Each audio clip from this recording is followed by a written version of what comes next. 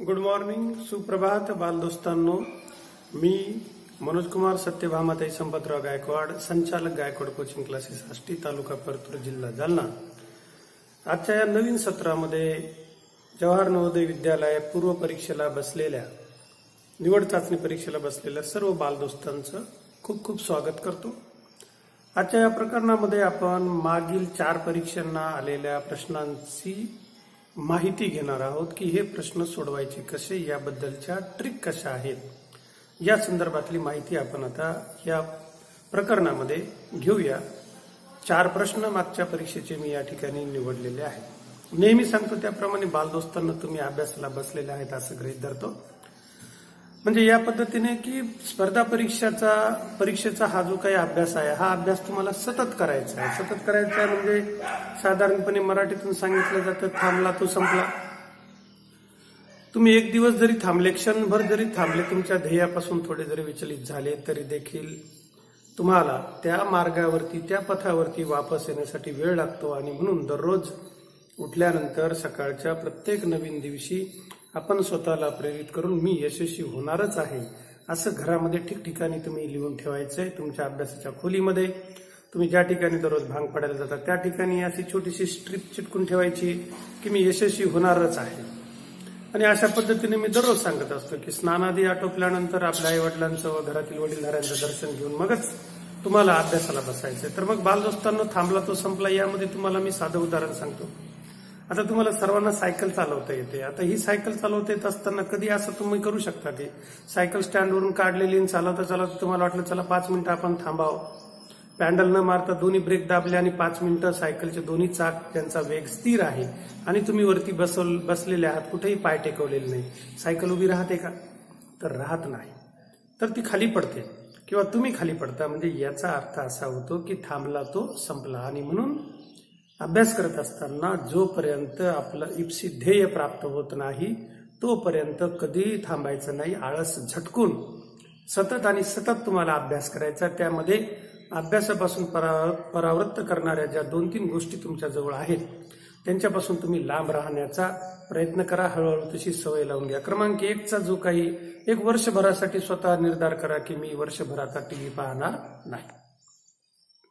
रिकामा टाइमपास करायचा नाही. मोटू पतलू असेल, तुमचा छोटा भीम असेल किंवा अजून कुठले काही कार्टून नेटवर्क असेल, टॉम अँड जेरी किंवा काही लहान मुलांचे चित्रपट असेल, असं पाहून जर तुम्ही टाइमपास करत असले तर मग मात्र तुम्हाला पुढे आयुष्यभर टाइमपासच करावं लागेल. म्हणून बालदोस्तांना सर्वप्रथम स्वतःच्या मनाशी खुणगाठ बांधायची की मी ही परीक्षा होईपर्यंत एकही चित्रपट, एकही टीव्हीची मालिका किंवा कार्टूनचं एकही चॅनल बघणार नाही. अशा पद्धतीने तुम्हाला निर्धार करायचा आहे. मोबाईलवरती जर आता तुम्हाला हा अभ्यास करायचा आहे मान्य, परंतु हा अभ्यास झाल्यानंतर मी करमणुकीसाठी विनाकारण मोबाईलवरचे फालतू गेम खेळणार नाही असाही निर्धार तुम्हाला करायचा. आणि हा निर्धार तुम्ही केला तरच शक्य होणार आहे. आणि तुम्ही जर या ठिकाणी चोरी केली, तुम्ही जर आईवडिलांच्या उपरोक्ष, शिक्षकांच्या उपरोक्ष, तुमच्या भैया दिदीच्या उपरोक्ष जर चोरून तुम्ही मोबाईलवरती गेम खेळत बसला आणि टाइमपास केला तर मग मात्र लक्षात ठेवा, देह करी जे काही, आत्मा भोगी तोरे नंतर तुम्हाला याचा परिणाम भोगावा लागेल. म्हणून तुम्हाला आजच्या नवीन दिवशी, सोमवार, आज 20 जुलै 2020ला तुम्हाला खूप खूप शुभेच्छा देतो. आणि या सांगितलेल्या सूचना आत्मसात करा. एकदम काही या होणार नाही, परंतु हळूहळू त्या कमी करा. लॉकडाऊनच्या या कालावधीमध्ये मागील 4 महिन्यापासून तुम्ही सर्वजण घरी आहात, आम्हीही घरी आहोत. आणि म्हणून कदाचित टाइमपाससाठी तुम्ही या गोष्टी करत असाल तर त्या गोष्टीपासून दूर जा. आपलं ज्ञान कसं वाढेल? कणाकणाने दररोज पॉझिटिव्हिटीने मी माझ्या मेंदूमध्ये, माझ्या बुद्धिमत्तेला चालना देण्यासाठी काय करतोय असे प्रश्न स्वतःला झोपण्यापूर्वी विचारा. दररोजची डायरी लिहित चला. दररोज तुम्ही सांगितल्याप्रमाणे जो काही अभ्यास सुरुवातीच्या पिरियडमध्ये मी सांगितलाय तोही करत जा. आणि वळूया आता आज जे काही प्रश्न मी या ठिकाणी निवडलेले आहेत, मागील परीक्षेला आलेले, ते अगोदर कोणकोणते आहेत तर ते बघूया आपण. आज निवडलेले एकंदरीत 4 प्रश्न. आणि पहिला प्रश्न आहे 2013चा आपण निवडणार आहोत. आज घेणार आहोत पहिला प्रश्न 2013च्या परीक्षेला आलेला आहे. दुसरा प्रश्न निवडलेला आहे तो 2014च्या परीक्षेला आलेला आहे. त्यानंतरचा तिसरा प्रश्न निवडलेला आहे तो 2015 सालच्या परीक्षेमध्ये आलेला आहे.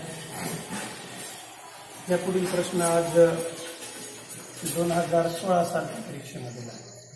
तर एक एक प्रश्न आपण या ठिकाणी मी लिहितो आणि त्या प्रश्नाच्या अनुषंगाने त्याबद्दलच्या ट्रिक सोडवायच्या कसे त्याबद्दलची तर माहिती ही सर्व सांगतो. आपण व्यवस्थित लक्ष देऊन या प्रश्नाची माहिती घ्या. प्रश्न क्रमांक 2013ला जो पहिला प्रश्न आलेला आहे या प्रश्नामध्ये 17,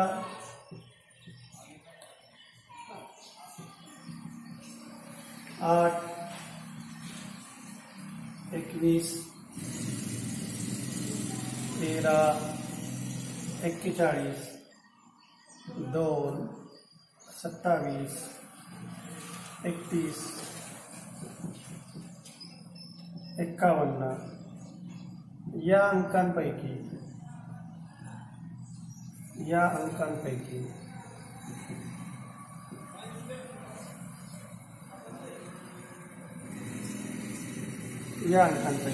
मूळ अंकांची बेरीज आहे.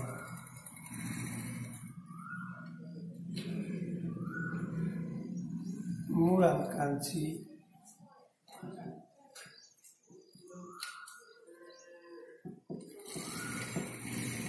बेरीज आहे.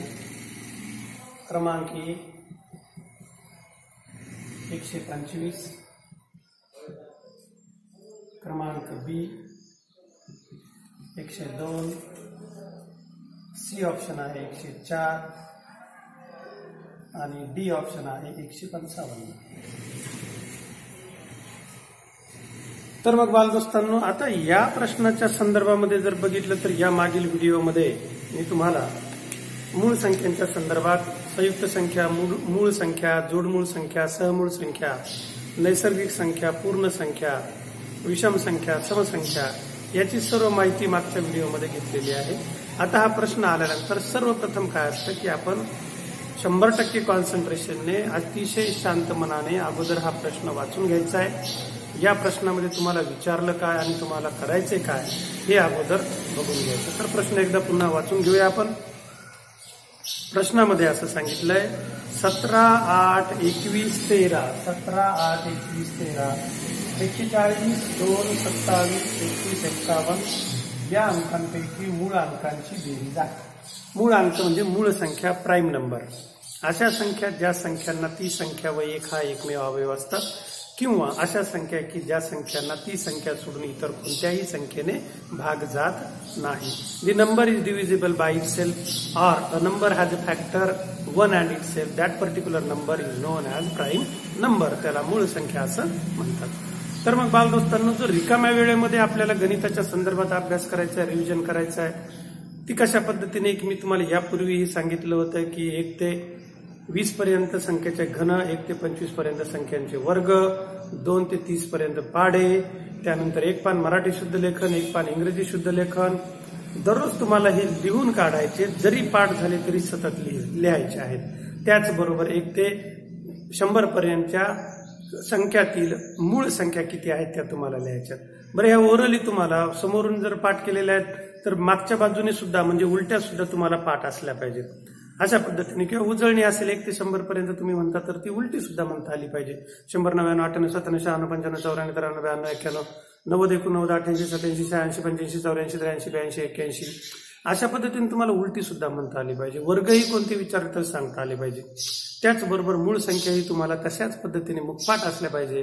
2, 3, 5, 7, 11, 13, 17, 19, त्यानंतर 23, 29, 31, 37, 41, 43, 47, त्यानंतर 53, 59, 61, 67, 71, 73, 79, त्यानंतर 83, 89 आणि 97 अशा पद्धतीने 1 ते 100 पर्यंतच्या तुम्हाला सर्व मूळ संख्या मुखपाठ असल्या पाहिजे. त्याबरोबर हेही लक्षात ठेवायचं की 2 ही एकमेव मूळ संख्या ही काय आहे, सम आहे. अशा पद्धतीने तुम्ही सतत पाठांतर केलं, त्याचं चिंतन केलं, मनन केलं तर हे प्रश्न तुम्ही एकदम इझिली सोडू शकता. बेरजेची ट्रिक या मागच्या व्हिडिओमध्ये मी तुम्हाला शिकवलेली आहे. आता आपण तिचा वापर करूया. सर्वप्रथम या प्रश्नामध्ये तुम्हाला मूळ संख्या कोणत्या या तात्काळ ओळखता आल्या पाहिजे. 1. दुसरं, बेरीज करताना त्याची घाई करायची नाही. तिसरं महत्वाचं की अशा पद्धतीचे असंख्य प्रश्न तुम्ही तयार करू शकता स्वतःहून. त्याचा काही सराव संच द्यायची गरज नाही. असं कितीही संख्या तुम्ही लिहू शकता, त्याच्यामध्ये 2-4 मूळ संख्या मिळवायच्या आणि मग त्याची बेरीज किती, अशा पद्धतीने तुम्ही हे प्रश्न तयार करू शकता. शक्य झालं तर मी या ठिकाणी त्या वेळेमध्ये तुम्हाला सराव संच द्यायचा प्रयत्न करेन. तर बघूया आता 17, 8, 21, 13, 41, 2, 27, 21, 51 यामध्ये फसवी संख्या आलेली 2. मी आता सांगितल्याप्रमाणे 2 ही सम असलेली एकमेव मूळ संख्या आहे. मग ज्या ज्या मूळ संख्या आहेत त्यांना आपण अगोदर गोल करूया. 17 ही मूळ संख्या आहे, त्यानंतर 13 मूळ संख्या आहे, 41 मूळ संख्या आहे, 2 ही मूळ संख्या आहे आणि 31 सुद्धा काय आहे, मूळ संख्या आहे. कारण 51 ला 17 ने भाग जातो, 27 ला 3 ने 9 ने भाग जातो, 21 ला 7 ने 3 ने भाग जातो आणि 8 ला 2 ने भाग जातो. मग आपल्याजवळ मूळ संख्या प्राप्त झाल्या 17, 13, 41, 2 आणि 31. बेरीज करताना याही ठिकाणी घाई करायची नाहीये. अगोदर त्या संख्या व्यवस्थित रफ पेजवरती तुम्हाला खाली एक लिहून घ्यायची आहे. विचार करा, एका प्रश्नासाठी तुम्हाला 1.25 मार्क आहे, 1.25 आणि त्यासाठी तुम्हाला अतिशय काळजीपूर्वक त्याची मांडणी करायची आहे आणि मग नंतर बेरीज करायची. 1, 2, 3, 4, 5 आणि जेव्हा सराव झाला तर आमचा व्यवसाय तर आमचा हा सराव असतो आणि आम्हाला माहिती असतं, तर आम्ही साधारणपणे तात्काळ ह्या बेरजा वजाबाक्या करू शकतो. तर ती ही ट्रिक मी तुम्हाला या ठिकाणी समजावून देतो. यापूर्वी सांगितली होती की या ठिकाणी दशक स्थानांची बेरीज जर केली तर 10 आणि 10 20, 20 आणि 40 झाले 60, 60 आणि हे 30 झाले 90. मग अशा प्रकारे किंवा 40 आणि 30 70 आणि हे 20 90. नंतर हे 7 आणि 3 10, 90 आणि 10 झाले 100. त्यानंतर शिल्लक राहिले 2 आणि 1 3, 3 आणि 6 1 4. आणि म्हणजे अशा पद्धतीने ही बेरीज 104 येईल. तर आता बघूया ही बेरीज आपल्याला तेवढी प्राप्त होती किंवा नाही. 7 आणि 3 10 आणि 11, 11, 11 आणि 2 12, 11 आणि 2 13, 13 आणि 1 14 किंवा 2 आणि 1 3 आणि 4, 4 आणि 7 7 आणि 14 4, हातचा आला 1 3 आणि 4 4 4 8 आणि 2 10. आता बेरीज प्राप्त झाली 104. दोनही प्रकारे करायची, घाई करायची नाही. दोनही प्रकारे तुम्हाला ही बेरीज करून बघायची आणि म्हणून दोन्ही प्रकारे एकदा तोंडी बेरीज करायची आणि एकदा मांडून बेरीज करायची. अशी बेरीज झाल्या नंतर मग पर्याय बघायचा, तर पर्याय क्रमांक कोणता आहे, सी आहे. अशा पद्धतीने तुम्हाला 2013 साली आलेल्या या प्रश्नाचं उत्तर देता येईल. आता बालदोस्तांनो, सराव संचच मी बोललो होतो, तर प्रश्न तुम्हाला कसे तयार करायचे की जेव्हा तुम्हाला मूळ संख्या पाठ आहेत. आता इथं संख्या किती घेतलेल्या आहेत, 1 2 3 4 5 6 7 8. मग या पद्धतीने आपण सराव संचामध्ये इथं सरावासाठी उदाहरण तुमच्या मनाने तुम्ही तयार करू शकता. मी एक तुम्हाला या ठिकाणी करून देतोय. 25 27 29 46 53 97 100 3 7 या अंकांपैकी मूळ संख्यांची बेरीज आहे.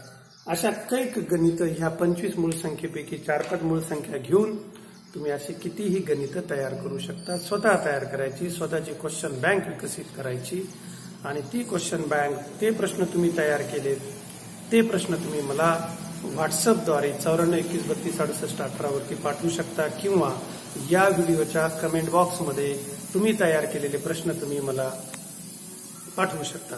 तर बालदोस्तांनो, त्यासाठी तुम्हाला हार्दिक शुभेच्छा. तुम्ही किमान एका प्रश्नावरती किमान 25-25 प्रश्न तयार करा.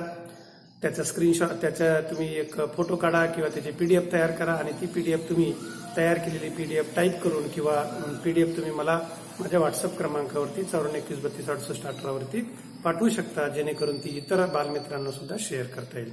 आता वळूया बालमित्रांनो आजचा निवडलेला दुसरा प्रश्न. तर हा तुमच्या सर्वांच्या लक्षात आला असेल. बेरजेचं टेक्निकही एकदम फास्ट लक्षात घ्या. 2 अंकी संख्या आहेत, 1 अंकी संख्या आहेत, हे एकदा बघून घ्यायचं. नागरिक दशक स्थानांची बेरीज करायची. 10 20 20 40 60 60 आणि 30 90. मग एकक स्थानांची बेरीज करायची. 7 आणि 3 10 90 आणि 10 झाले 100. आता वरती शिल्लक राहिला हा 1 आणि हा 2 आणि हा 1. मग 2 आणि 1 3 आणि 1 4. मग ते 100 आणि हे 4 किती झाले, 104. म्हणजे सुरुवातीला दशक स्थानांची आपण बेरीज केली. 10 10 20 आणि 40 झाले 60. तिकडचे 30 झाले 90. ते 90 मनाच्या एका कोपऱ्यामध्ये आपल्या मेंदूमध्ये साईडला स्टोअर करून ठेवायचे. मग पुढच्या एकच स्थानी यायचं. 7 आणि 3 झाले 10. त्या 90 मध्ये हे 100 10 टाकायचे, किती झाले 100. आता एकच स्थानी आपल्याजवळ 2 1 आणि 1 शिल्लक आहे. मग 2 1 झाला 3 3 आणि तो 1 झाला 4. मग त्या 100 वरती 4 नेऊन टाकले, किती झाले 104. तर अशा पद्धतीने बालदोस्तांना तुम्हाला तोंडी बेरीज एकदा करून बघायची आणि नंतर उभ्या मांडणीने सुद्धा बेरीज करायची. ती यासाठी की आपली एक साधी चूक तुम्हाला यशापासून क्रमांक 2 ला ठेवू शकते. आणि म्हणून कधीही लक्षात घ्या, जो पहिला आलेला आहे जो दुसरा आलेला आहे याच्यामध्ये फार तर फक्त एकाच गुणांचा फरक असतो. रेसमध्ये 100 मीटरच्या रेसमध्ये जो पहिला येतो जो दुसरा येतो याच्यामध्ये एका सेकंदाच्या 1000व्या भागाचा फरक असतो.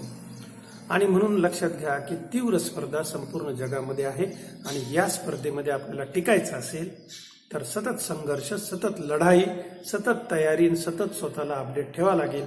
याला मराठीतून अष्टोप्रहर जागृती असं म्हणतात. चला वळूया दुसऱ्या प्रश्नाकडे. आशा करतो सर्व बालदोस्तांना हा प्रश्न चांगल्या रीतीने समजला असेलच. आणि जर यामध्येही काही तुम्हाला शंका वाटत असेल तर तुम्ही कमेंट बॉक्समध्ये लिहून मला आठवणीने कळवा, टाईप करून आठवणीने कळवा. मी तुमच्या शंकांचं समाधान करायचा निश्चित प्रयत्न करेल. तर बालदोस्तांनो, आता 2013 सालचा आपण प्रश्न घेतलेला आहे. आता वळूया 2014 सालच्या प्रश्नाकडे.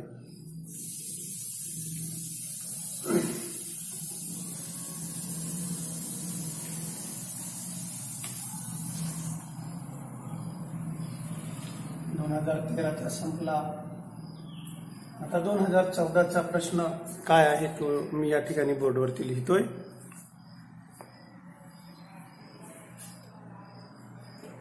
दुसरा प्रश्न हा आज आपण घेणार आहोत 2014 सालच्या जवाहर नवोदय निवड चाचणीमध्ये आलेला. तो प्रश्न आहे 4,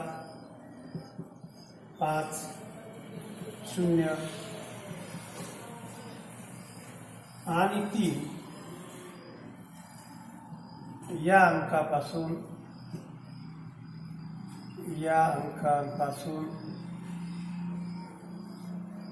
बनणारी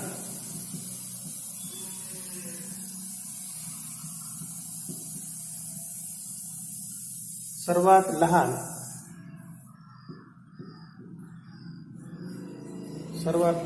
5 अंकी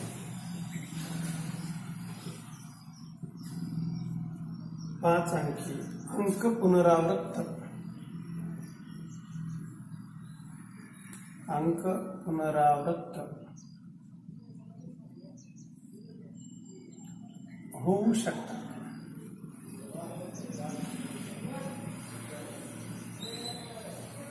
संख्या कोणती?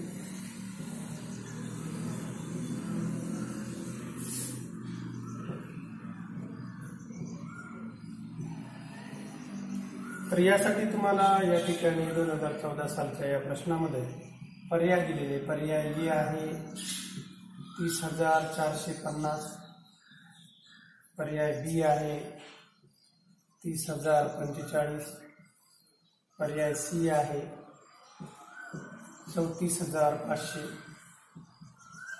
पर्याय डी आहे 30540 मीन्स 30,540. तर तुमच्याकडेही प्रश्नपत्रिका संच असेल. यामध्ये तुम्ही त्या प्रश्नपत्रिका संचातून हा प्रश्न टॅली करून बघू शकता की परीक्षेला आलेला आहे किंवा नाही. तर हा पर्याय इकडं तुम्हाला दिसत नाही. मी थोडासा कॅमेरा त्या ठिकाणी फिरवून घेतो. आता मला वाटतं तुम्हाला तो क्लिअर दिसेल. तर मग बघूया बालदोस्तांनो, आता पलीकडची संख्या जी आहे तर ती कॅमेरामध्ये आता ऍडजस्ट झालेली आहे आणि ती संख्या आहे 30,540. तर मग या ठिकाणी जो प्रश्न दिलेला आहे 4, 5, 0 आणि 3 या अंकापासून बनणारी सर्वात लहान संख्या, सर्वात लहान 5 अंकी संख्या अंक पुनरावृत्त होऊ शकतो. तर बालदोस्तांनो, सोपी ट्रिक आहे. मागच्या व्हिडिओमध्ये आपण बघितलं होतं की ज्यावेळेस असा प्रश्न येतो अंक पुनरावृत्त होऊ शकतो तर त्या ठिकाणी काय करायचंय की सर्वप्रथम पहिलं निरीक्षण, सोपी ट्रिक अशी आहे की आपल्याला निरीक्षण करायचंय की दिलेल्या अंकामध्ये 0 आहे का. आणि जर बालदोस्तांनो त्याच्यात 0 असेल तर सर्वप्रथम आपल्याला त्या दिलेल्या अंकातील छोटा अंक कोणता आहे तो बघायचा आणि त्या छोट्या अंकाच्या नंतर जास्तीत जास्त 0 द्यायचे. अगोदर अंक मोजून घ्यायचे किती दिलेले. तर बघा अंक दिलेले आपल्याला किती, 4, घाई बिलकुल करायची नाही, 4, 5, 0 आणि 3. तर जे कोणी पालक वर्ग किंवा विद्यार्थी तर हा व्हिडिओ बघतच आहेत किंवा माझे सन्माननीय गुरुजन मित्र आणि गुरुजन वर्ग जो कोणी हा व्हिडिओ बघत आहात, तर आपण काय करायचंय की जर तुम्ही क्लास घेत असताल किंवा वर्गामध्ये शिकवत असताल तर तुम्ही स्वतः ही तुम्हाला विनंती आहे आणि बालदोस्तांनाही अशी विनंती आहे की आपण कमीत कमी या प्रश्नावरती आधारित स्वतः 25 प्रश्न तयार करा. अतिशय सोपं आहे. कोणतेही असे 4 अंक निवडायचे, 0 ते 9 या 10 संख्यांच्या दरम्यानचे, आणि या अंकापासून बनणारी सर्वात लहान 5 अंकी संख्या कोणती, सर्वात मोठी 5 अंकी संख्या कोणती, याच पद्धतीने सर्वात 6 अंकी सर्वात मोठी संख्या कोणती, 6 अंकी सर्वात लहान संख्या कोणती, 4 अंकी मोठी संख्या कोणती, 4 अंकी लहान संख्या कोणती. तर अशा पद्धतीने तुम्ही कमीत कमी 25 प्रश्न तर आरामात तयार करू शकतात. आणि म्हणून आज सराव संचामध्ये मी प्रश्न देणार नाही आहे. तर ते तुम्ही स्वतः तयार करा आणि त्याची PDF बनवून किंवा मग त्याचे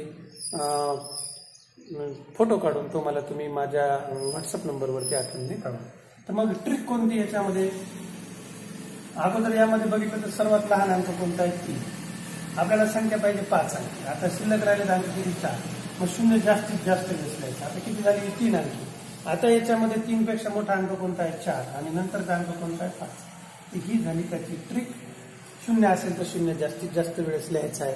आता मग हे मध्ये पर्याय बघायचा. पर्याय कोणता आपल्याकडे B, आणि म्हणून ती संख्या आहे 30,045. आता समजा बालदोस्तांनो की प्रश्न विचारलेला आहे की या ठिकाणी आपल्याला 6 अंकी संख्या तयार करायची. बघा ही झाली 1 2 3 4 5 1 दशक शतक सहस्र दशसहस्र 5 अंकी. जर विचारली 6 अंकी तर मग काय करणार आहे, 0 वाढवायचं की झाली 4 अंकी, ही झाली 6 अंकी. म्हणजे 1 दशक शतक सहस्र दशसहस्र लक्ष 3,45,000. समजा विचारली 7 अंकी, सोपे बालदोस्तांनो 0 वाढवायचं, झाली 7 अंकी. आता त्याही पुढे जर विचारली समजा 4 अंकी, 4 अंक दिलेले, 4 अंकी सर्वात लहान संख्या, एकदम इझी 3 0 4 आणि 5. राईट. तर अशा पद्धतीने बालदोस्तांनो तुम्ही हे प्रश्न तयार करू शकता, सर्वात लहान आणि सर्वात मोठी. आता याच प्रश्नामध्ये समजा प्रश्न उलटा असेल की सर्वात मोठी संख्या तुम्हाला लिहायची अपोजिटमध्ये. आता मी हे पुसून टाकतो, हे तुमच्या लक्षात आलेलं असेल.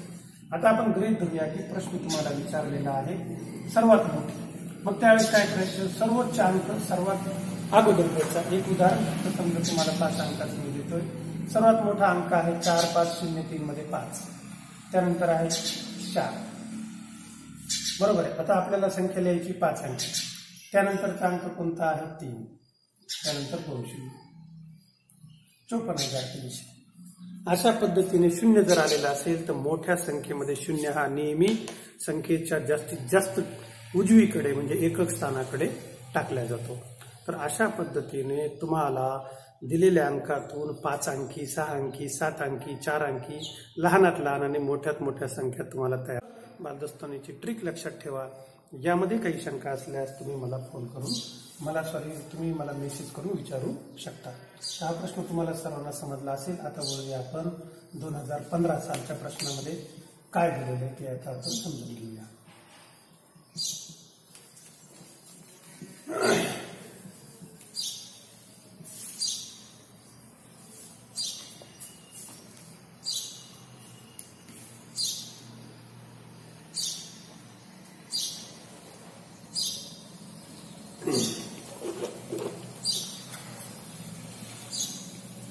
तर 2015 सालचा प्रश्न जो आहे बालदोस्तांनो तुमच्यासाठी 33 आणि 97. तिसरा प्रश्न आहे 2015 सालचा प्रश्न विचारलेला आहे 33 आणि 97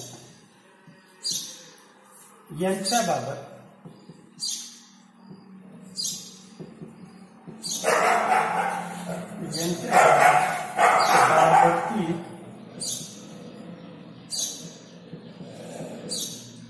पुढीलपैकी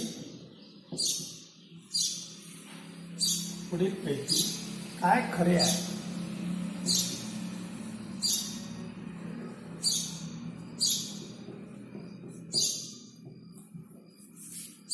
तर पर्याय क्रमांक 1 दोन्ही मूळ संख्या आहेत.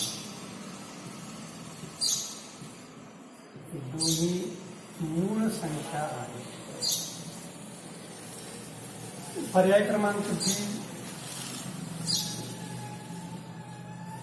दोन्ही सहमूळ संख्या आहे.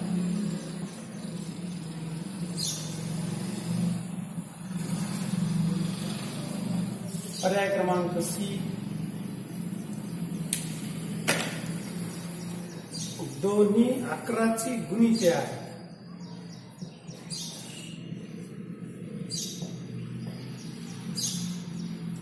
अकराची गुणिते आहे.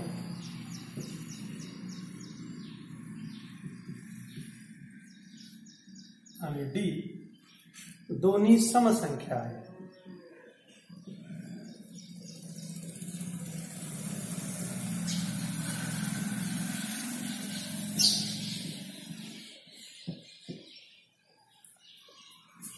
तर मग 4 पर्याय दिलेले. बालदोस्तांनो, आता याचा विचार करत असताना आपल्याला संपूर्ण व्याख्या वगैरे पाठ असल्या,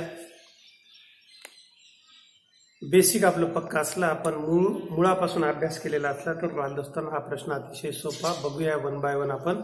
इथे आता ट्रिक वगैरे काय आहे, तर फक्त पाठांतर आपल्याला व्यवस्थित समजलेलं असलं पाहिजे. दोन्ही मूळ संख्या आहेत, तर ते 97 वरती ज्यावेळेस आपण विचार करतो तर आपल्याला माहिती 97 ही मूळ संख्या आहे, 33 ही मूळ संख्या नाही, म्हणजे पहिला पर्याय नाही. दुसऱ्या पर्यायात दोन्ही समूळ संख्या आहेत. समूळ संख्येची व्याख्या काय सांगते आपल्याला, की अशा संख्या की त्या दोनही संख्यांचा अवयव फक्त एक असतो. आणि म्हणून मूळ संख्येच्या सोबत दुसरी कुठलीही सम किंवा विषम संख्या आपण घेतली मूळ संख्या सोडून, तर त्या सगळ्या सहमूळ संख्या असतात. आणि म्हणून मग दुसऱ्या पर्यायावरती विचार जर केला तर दुसरा पर्याय आपल्यासाठी योग्य आहे. परंतु त्याबरोबर पुढच्याही पर्यायाचा विचार करावा. सी साठी विचार केला तर दोन्ही 11ची गुणिते 11ने 33ला भाग जातो, 97ला भाग जात नाही, म्हणून हे उत्तर नाही. डीचा विचार जर केला तर दोन्ही समसंख्या आहेत, तर निश्चितच हे चूक आहे. दोन्ही पण काय आहेत, विषम संख्या आहे, म्हणजे उत्तर कोणतं शिल्लक राहतं, बी, दोन्ही सहमूळ संख्या आहेत. आणि म्हणून मग यासाठी बालदोस्तांनो तुम्हाला सर्वांना समसंख्या, विषम संख्या, संयुक्त संख्या, जोडमूळ संख्या, सहमूळ संख्या, त्यानंतर मूळ संख्या, नैसर्गिक संख्या, पूर्ण संख्या, पूर्णांक संख्या याच्या सगळ्यांच्या डिटेल व्याख्या मी मागच्या व्हिडिओमध्ये दिलेल्या आहेत. त्या सर्व व्याख्या आणि त्या संख्या तुम्हाला मुखपाठ असल्या की निश्चितच असे प्रश्न तुम्ही एकदम आरामात सोडवू शकता. यासाठी ट्रिक म्हणजे हेच की ह्या सर्व संख्या आणि त्यांची ही व्याख्या, definition of all the number, त्या सगळ्या संख्यांच्या व्याख्या तुम्हाला मुखपाठ असल्या पाहिजे. आता वळूया आजचा आपण निवडलेला शेवटचा 2016 सालचा प्रश्न, जो अगदी अलीकडे 3-4 वर्षापूर्वी परीक्षेला आलेला होता. आशा करतो हा प्रश्न तुम्हाला आणि त्याचं उत्तर सर्वांना समजलं असेल. सर्वांना पुन्हा एकदा विनंती करतो की अशा पद्धतीने तुम्ही वेगवेगळ्या संख्या घेऊन अशीच क्वेश्चन बँक 25-25 प्रश्नांची तयार करा. ती आपल्या मित्रांना द्या, शिक्षकांना द्या, जास्तीत जास्त प्रश्न सोडवा. बाजारात उपलब्ध असलेले जास्तीत जास्त पुस्तकं, बुद्धिमत्ता चाचणी, गणित आणि मराठीसाठी आणा. प्रत्येक पुस्तकातील गणित वारंवार सोडून बघा. गणित हा सरावाचा विषय आहे, हे पक्क ध्यानात असू द्या. म्हणलंही जातं प्रॅक्टिस मेक्स मॅथ्स परफेक्ट. तर आता 2016 सालचा प्रश्न आहे. यन या क्वेश्चन नंबर 4 2016 यन या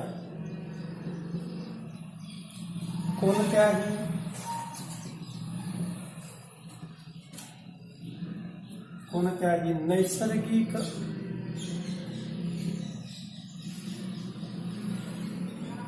संख्येच्या बाबतीत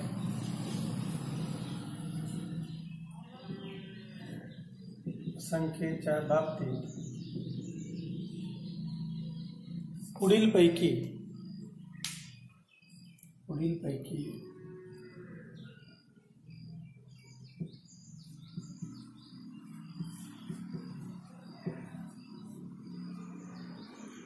कोणते विधान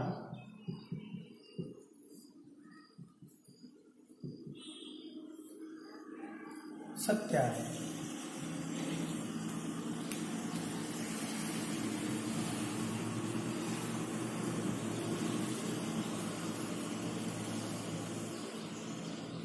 कंसामध्ये दिलेलं आहे हे चिन्ह मोठी संख्या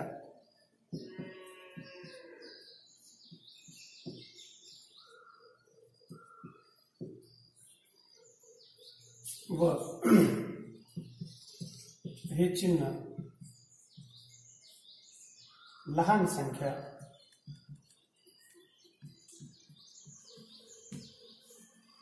दर्शवते। तर यासाठी बालदोस्तांनो या ठिकाणी तुम्हाला पर्याय दिलेले आहेत। पर्याय ए आहे n² is greater than n³। पर्याय बी आहे n³ is greater than n²। पर्याय सी आहे n² minus n³ is greater than 0 आणि पर्याय डी आहे option D n is greater than 0।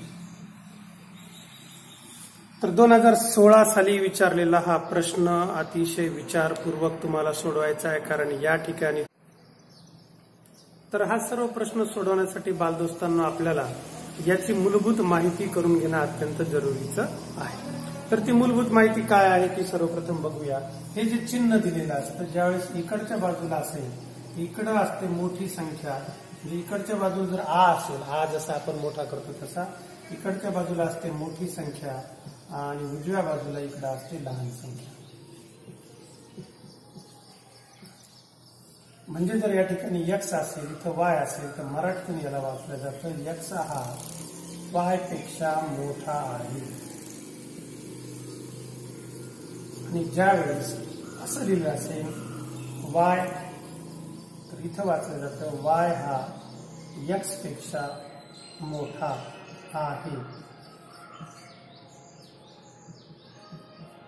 अशा पद्धतीने किंवा त्याला म्हणलं जातं x is greater than y, otherwise y is greater than x, म्हणजे लिखाणाची पद्धत। आता त्या पुढे बघूया। या चिन्हाच्या उलट चिन्ह ज्यावेळेस असेल, जर असं असेल त्यावेळेस मात्र इकडे असते लहान संख्या आणि इकडे असते मोठी संख्या।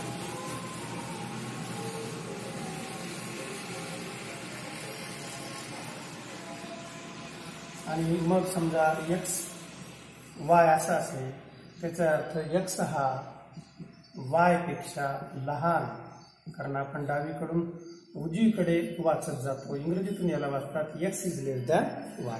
तर अशा पद्धतीने वाचन करतात। तर मित्रांनो ते थोडंसं खाली कॅमेऱ्याच्या ते इथं लिहिलं x is less than y, ते मी पुन्हा या ठिकाणी लिहून दाखवतो तुम्हाला x is less than y असं त्याला वाचलं जातं। x ही संख्या y पेक्षा लहान आहे। तर आपल्याला प्रश्नामध्ये दिलेले यापैकी कोणतं चिन्ह योग्य आहे हे आपल्याला या प्रश्नामध्ये सांगायचं आहे। आणि म्हणून मग त्याची माहिती जर आपण घेतली बालदोस्तांनो तर ती या पद्धतीने,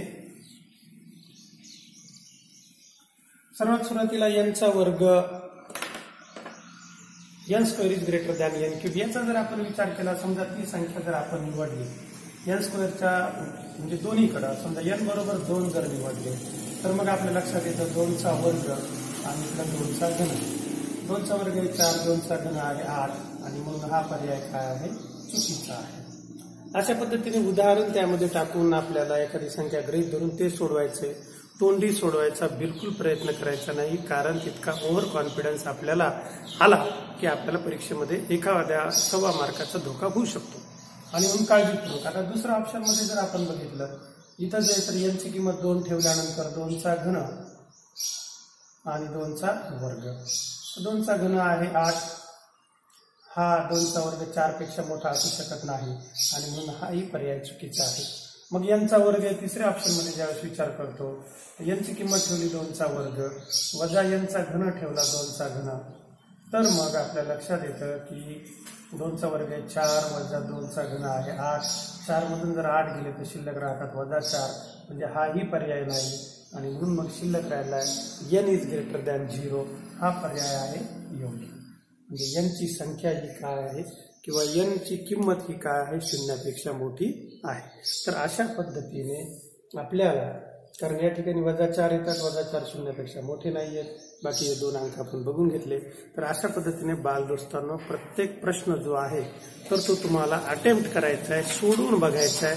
तोंडी उत्तर जरी येत असलं तरी अतिशय काळजीपूर्वक प्रश्नपत्रिकेवरती जी रफ जागा तुम्हाला दिलेली आहे, कच्च्या कामासाठी जागा, त्या जागेचा वापर करायचा आहे आणि हे प्रश्न सोडवून, आणि खूप सोपे आहेत, आणि सोडून मग त्याचं उत्तर तुम्हाला त्या ठिकाणी द्यायचं आहे. तर काळजीपूर्वक अशा प्रश्नांची उत्तर द्या. सध्याच्या या कालावधीमध्ये स्वतःची काळजी घ्या. शक्यतो गर्दीच्या ठिकाणी जाऊच नका. आपल्या घरामध्ये घराच्या आजूबाजूलाच तुम्ही खेळ खेळू शकता.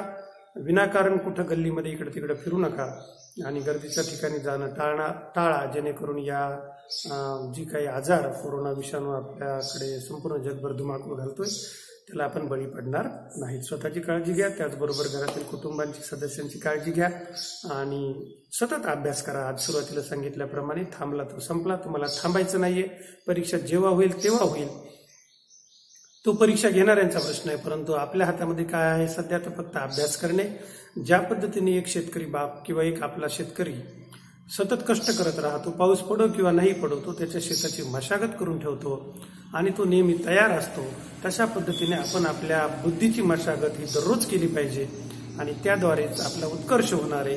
त्याद्वारे तुम्ही तुमच्या आईवडिलांचे स्वप्न पूर्ण करणार आहेत. सरतेशेवटी तुम्हाला आजच्या या शुभदिनी शुभेच्छा व्यक्त करतो. तुम्हाला परीक्षेसाठी खूप खूप शुभेच्छा देतो. खूप खूप अभ्यास करा, तुमचं स्वप्न सत्यात उतरो ही सदिच्छा व्यक्त करतो आणि आजच्या या सत्राचा समारोप करतो. नमस्कार, धन्यवाद आणि शेवटपर्यंत हा व्हिडिओ पाहिल्याबद्दल तुमचे खूप खूप अभिनंदन. जे कोणी हा व्हिडिओ पहिल्यांदाच बघत आहे तर त्यांना विनंती अशी आहे की तुम्ही माझं हे चॅनल सबस्क्राईब करा, लाईक करा, आपल्या मित्रांना शेअर करा, म्हणजे आमचा व्हिडिओ करण्याचा उद्देश सार्थ होतो आणि जास्तीत जास्त मुलांपर्यंत आम्हाला पोहोचता येते. आणि चॅनल सबस्क्राईब केल्यानंतर त्याखाली येणारे बेल आयकॉनचं बटन दाबा, म्हणजे दररोजचे तयार होणारे व्हिडिओ तुम्हाला तुमच्या नोटीस बारमध्ये पाहायला भेटतील. धन्यवाद.